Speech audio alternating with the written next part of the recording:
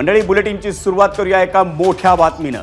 मुख्यमंत्री एकनाथ शिंदे यांचे चिरंजीव आणि खासदार श्रीकांत शिंदे यांच्या कल्याण मतदारसंघात शिंदेंच्या शिवसेनेचा उमेदवार कोण, किंवा श्रीकांत शिंदे कल्याणमधून पुन्हा निवडणूक लढवणार का, या प्रश्नाचं उत्तर अजूनही जाहीर झालेलं नाही। पण कल्याण मतदारसंघात भाजप आणि शिंदेंच्या शिवसेनेमधला तणाव हा वाढल्याची सूत्रांची माहिती आहे। आमदार गणपत गायकवाड यांच्या कार्यालयात भाजप कार्यकर्ते आणि गायकवाड समर्थकांची बैठक झाली आणि त्या बैठकीत श्रीकांत शिंदेंचं काम न करण्याचा ठराव करण्यात आल्याची सूत्रांची माहिती आहे। कल्याण लोकसभा मतदारसंघ हा भाजपलाच मिळायला हवा अशी मागणी वरिष्ठ नेत्यांकडून करण्यात येणार आहे। तसंच हा मतदारसंघ भाजपला मिळाला नाही तर भाजप कार्यकर्त्यांनी काम न करण्याचा ठराव गायकवाड यांच्या कार्यालयातल्या बैठकीत करण्यात आला असल्याचं सूत्रांनी सांगितलं।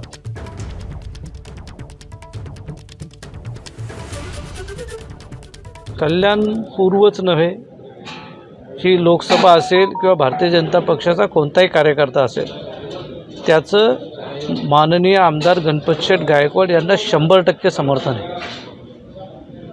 सर्व भारतीय जनता पक्षाचे कार्यकर्ते हे गणपतशेठ गायकवाड यांच्या सोबत आहेत, त्याच्यामध्ये कोणतीही शंका नाही।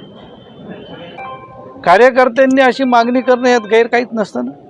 प्रत्येक कार्यकर्त्याला, प्रत्येकवाला असं वाटत असतं की प्रत्येक लोकसभा मतदारसंघ किंवा विधानसभा मतदारसंघ किंवा कॉर्पोरेशनचा मतदारसंघ तो त्याच्याच पक्षाने लढावा, त्याच्याच पक्षाचा उमेदवार असावा, यात गैर काय?